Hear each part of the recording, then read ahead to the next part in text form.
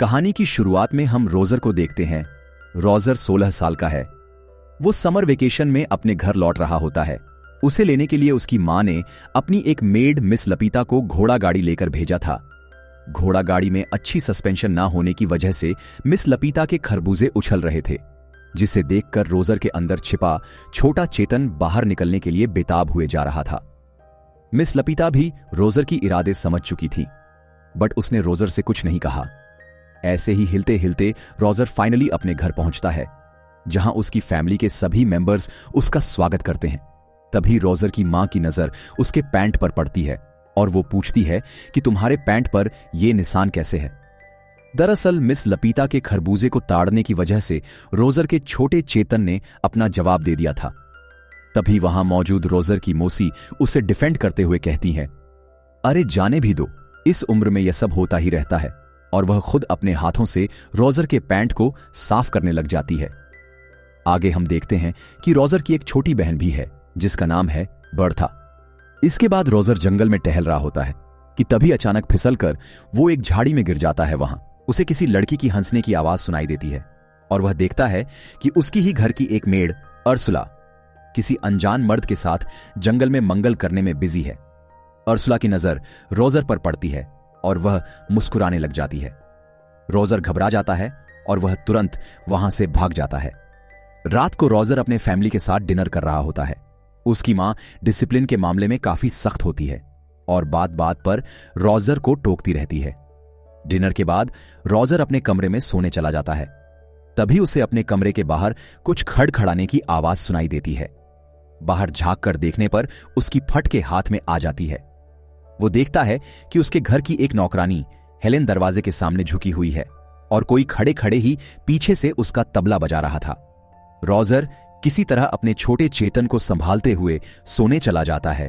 तभी उसे बर्था दिखाई देती है, जो कि उसके बिस्तर में ही छुपी हुई थी। बर्था उसे अपनी मौसी के बारे में बताने लगती है। वह कहती है कि हमारे मासी मार्गरेट अभी तक एक वर्जिन है। रोजर पूछता है कि तुम्हें कैसे पता चला? बर्था कहती है कि मुझे हेलेन ने बताया था।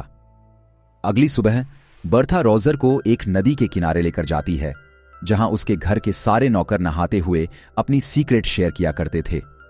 बर्था रोजर एक दूसरे से बातें कर रहे होते हैं कि तभी उर्सुला और बाकी नौकरानी वहां नदी के किनारे आ जाती है। दोनों भाई बहन एक पेड़ के पीछे छिप जाते हैं। नौकरानी आपस में पंचायत कर रही होती है। तभी नदी के दूसरे किनारे से 3 आदमी गुजर रहे होते हैं।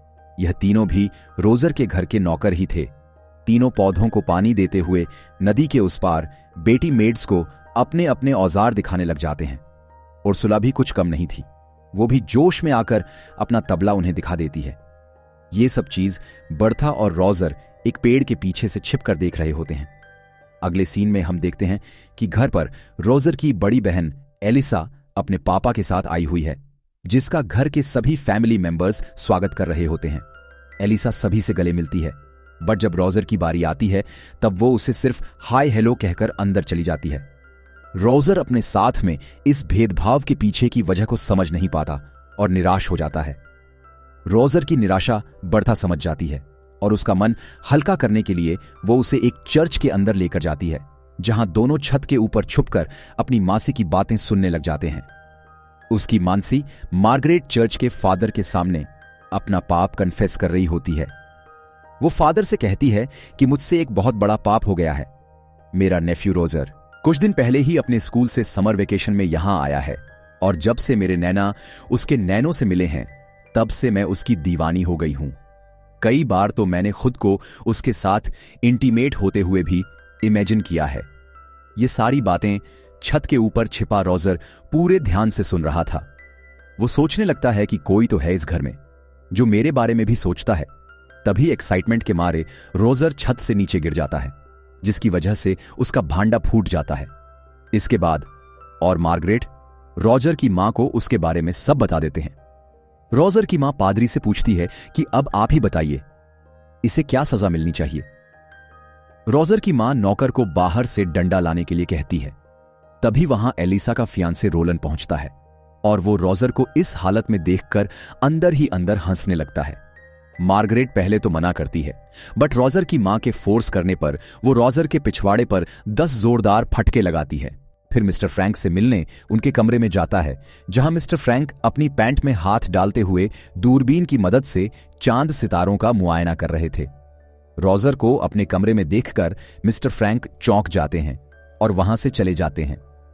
उनके जाने के बाद रोजर भी दूरबीन से चांद सितारे देखने की कोशिश करता है। उसे जमीन पर 2 आत्माओं का मिलन दिखाई देता है। तब उसे पता चलता है कि साला फ्रैंक तो उससे भी बड़ा ठरकी है। तभी उसे टेबल पर पड़ी एक किताब मिलती है। उस किताब में अडल्ट दिलचस्प कहानियां लिखी हुई थीं। रोजर जल्दी से उस किताब को अपने पैंट में डालकर वहां से निकल लेता है। जब वो अपने कमरे की तरफ जा रहा होता है, तभी उसे अपने पेरेंट्स के कमरे के बाहर कुछ गुटरगू की आवाज सुनाई देती है। वो की होल से झांकने की कोशिश करता है। तभी एलिसा का फियेंसे रोलन उसे झांकते हुए पकड़ लेता है। रोजर उसे रिक्वेस्ट करता है कि तुम प्लीज मेरे पेरेंट्स को इसके बारे में कुछ मत बताना। तुम जैसा कहोगे मैं वैसा करूंगा। रोलन भी इस मौके को न गवाते हुए रोजर से अपनी गाड़ी साफ करवाने लग जाता है।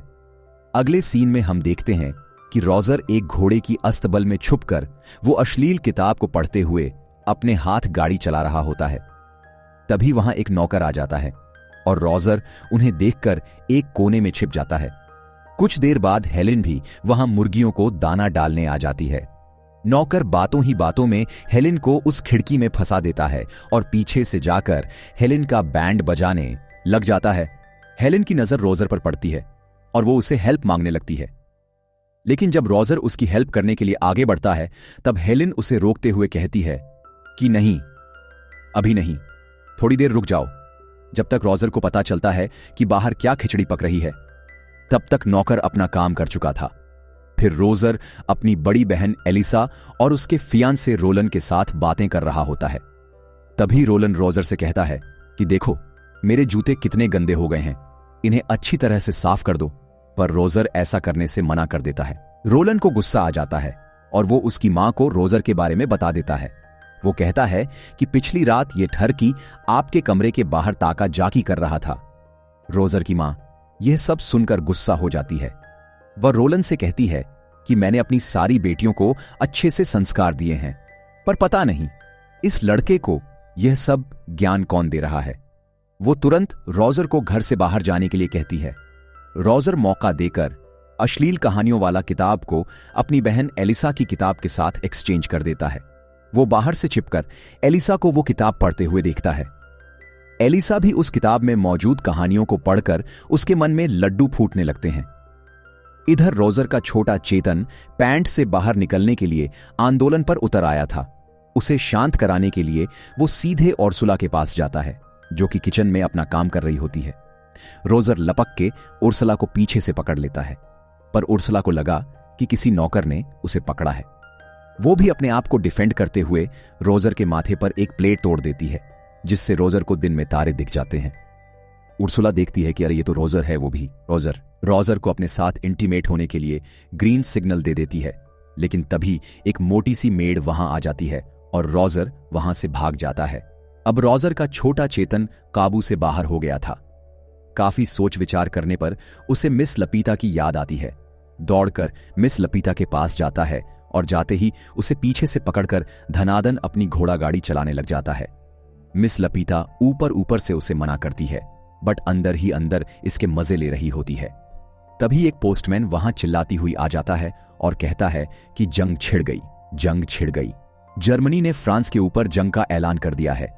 यह सुनकर सभी वहां इकट्ठा हो जाते हैं और एक बार फिर से रोजर के छोटे चेतन की प्यास अधूरी रह जाती है, क्योंकि अगले दिन उस गांव के सभी मर्दों को जंग में जाना था। रोजर की फैमिली पार्टी करने लग जाते हैं। मिस्टर फ्रैंक कहता है कि मैं वॉर लड़ने नहीं जाऊंगा, मुझे अस्थमा है।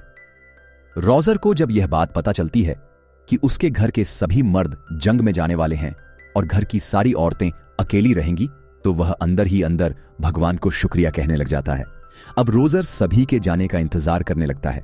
पर तब के टाइम में फ्रांस में एक रिवाज हुआ करता था, जब भी कोई जंग होती तो उसमें जाने से पहले सारे मर्द अपने बीवियों के साथ जंगल में जाकर मंगल किया करते थे। आज की रात भी वही रात थी।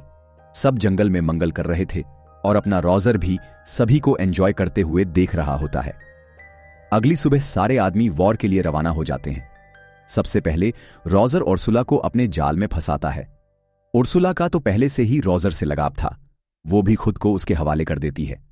रोजर बिना टाइम गवाए पूरी शिद्दत से उर्सुला के साथ फिजिकल होता है, बट उर्सुला ने पहने हुए होते हैं काफी कॉम्प्लिकेटेड कपड़े, वो उसे अनबॉक्स ही नहीं कर पाता। बाद में दोनों एक साथ पूरी रात इंटीमेट होते हैं। अगले दिन बर्था रजर से कहती है कि हमारी मां पादरी से कुछ कन्फेस करने वाली है, चलो जाकर देखते हैं कि उन्होंने कौन सा पाप किया है। उसकी मां पादरी को बता रही होती है कि मेरा हस्बैंड रात को मेरे साथ अलग अलग पोजीशन में इंटीमेट होता है और मुझे भी इसमें बहुत मजा आता है, बट मुझे कभी कभी लगता है कि मैं कोई पाप तो नहीं कर रही। पादरी कहता है, तुम अपने पति के साथ कुछ भी कर सकती हो, इसे पाप नहीं कहा जाता। अगले सीन में हम नदी के किनारे बैठी रोजर की मेड केट को देखते हैं। तभी अचानक रोजर भी नदी से बाहर निकलता है और केट को अपनी बातों में फंसाकर वही नदी के किनारे उसके साथ इंटीमेट होने लग जाता है। अब रोजर की हिम्मत बढ़ गई थी, वह अपने घर में मौजूद सभी महिलाओं के साथ संभोग करने का प्लान बनाता है। रोजर के पापा कुछ दिन के लिए जंग से वापस आए थे। दरअसल वो एक कर्नल थे और कभी भी अपने घर आ जा सकते थे। रात में उसके नजर अपनी मासी मार्गरेट और केट पर पड़ती है, जो कि उसके पेरेंट्स के कमरे के बाहर छिपकर उनका गुटरगू को देख रहे थे। रोजर को अब किसी बात का डर नहीं था, क्योंकि घर के सारे मर्द तो युद्ध लड़ने गए हुए थे। वो बेधड़क अपने पेरेंट्स के कमरे में घुस जाता है, जहां उसके पेरेंट्स से रोल प्ले कर रहे थे। वो रोजर को अपने कमरे में देखकर बौखला जाते हैं और डांट कर उसे बाहर निकाल देते हैं। इसके बाद मार्गरेट अपने कमरे में सोने के लिए जाती है, पर तभी उसे अपने बिस्तर पर रोजर लेटा हुआ दिखाई देता है। रोजर मार्गरेट से कहता है कि मुझे पता है कि आप अभी तक एक वर्जिन हो, मैं आपकी मदद करने के लिए आया हूं। पहले तो मार्गरेट मना करती है, बट थोड़ी देर के बाद वो खुद को रोक नहीं पाती और दोनों इंटीमेट होते हैं। इधर हेलेन फिर से चाय नाश्ता लेकर उस दरवाजे के सामने आती है, बट इस बार वहां से मिस्टर इंडिया गायब था, क्योंकि घर के सारे मर्द जंग लड़ने गए हुए थे। कोई और चारा ना होने की वजह से हेलेन सीधे रोजर के कमरे में चली जाती है। रोजर उससे पूछता है कि तुम हमेशा इसी टाइम पर यहां क्यों आती हो। हेलेन कहती है कि मैं तो सिर्फ चाय नाश्ता देने के लिए आती हूं। फिर वो वहां से जाने लगती है कि तभी रोजर उसे पीछे से पकड़ लेता है और उसका गेम बजाने लग जाता है। एक दिन बेर्था रोजर बगीचे में बैठे हुए होते हैं। तभी बेर्था कहती है कि देखो कौन जा रहा है। रोजर देखता है कि ये उसकी बड़ी बहन अलीशा थी। तुरंत एलिसा के पास पहुंचता है, जो कि घोड़ों को घास डाल रही थी। रोजर एलिसा को अपने जाल में फंसा लेता है। पहले तो अलीशा उसे मना करती है, बट अश्लील कहानियां पढ़ने की वजह से वो भी खुद को रोक नहीं पाती और दोनों घोड़े के सामने ही इंटीमेट होने लग जाते हैं।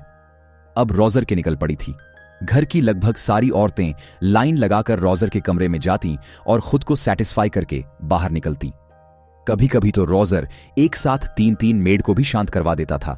एक दिन खुले में एंजॉय करने के बाद एलिसा रोजर से कहती है कि मैं प्रेग्नेंट हो गई हूं। यह सुनकर रोजर का माथा घूम जाता है। तभी दोनों देखते हैं कि रोलन प्लेन में बैठा घर वापस लौट रहा होता है। दरअसल युद्ध खत्म हो चुकी थी और सारे मर्द वापस आ चुके थे। रोजर अब सोच में पड़ जाता है कि इससे कैसे छुटकारा पाया जाए। तभी उर्सुला उसके पास आकर कहती है कि मैं भी प्रेग्नेंट हो गई हूं। कुछ देर बाद उसकी मासी मार्गरेट भी यह बात आकर कहती है कि मैं भी प्रेग्नेंट हूं। रोजर सोचने लग जाता है कि अगर जल्दी से जल्दी इसका कोई उपाय नहीं मिला तो फिर मेरा भांडा फूट जाएगा और मेरी खड़ूस मां मुझे पूरे गांव के सामने उल्टा लटकाकर मेरी गोटियां कटवा देंगी। वो उर्सुला से एक लाल रंग का नेल पॉलिश लाने के लिए कहता है। फिर वो नेल पॉलिश को लेकर एलिसा के पास जाता है और कहता है कि तुम प्लीज रोलन को सेड्यूस करो और जैसे तैसे उसके साथ आज इंटीमेट हो जाओ। रोजर फटाफट से एलिसा के बेड के ऊपर रेड नेल पॉलिश लगा देता है, जिससे कि रोलन को लगे कि एलिसा अभी तक एक वर्जिन है। इसके बाद वो अपने मासी मार्गरेट के पास जाता है और उनसे कहता है कि आप प्लीज मिस्टर फ्रैंक से शादी कर लो, वह आपको बहुत चाहते हैं और आपका बहुत अच्छी तरह ख्याल भी रखेंगे। मार्गरेट भी मान जाती है। इसके बाद वो उर्सुला के पास जाता है और उसे शादी के लिए प्रपोज करता है, लेकिन उर्सुला ने पहले से ही किसी और के साथ शादी करने का प्लान बनाया हुआ होता है। तीनों लेडीज की एक साथ ही शादी हो जाती है और किसी को कानो कान भी ये खबर नहीं लगती कि मर्दों की गैर मौजूदगी में रोजर ने क्या गुल खिलाया है। सुहागरात की रात एक आखिरी बार रोजर हेलेन के साथ पूरी शिद्दत के साथ इंटीमेट होता है। कुछ दिन बाद रोजर की समर वेकेशन खत्म हो जाती है और वो अपने स्कूल वापस जाने के लिए रेडी हो रहा होता है। अगली सुबह रोजर अपनी बोर्डिंग स्कूल के लिए रवाना हो जाता है और यहां मूवी इसी के साथ यहीं पर खत्म हो जाती है। वीडियो को आखिर तक देखने के लिए आपका बहुत बहुत धन्यवाद।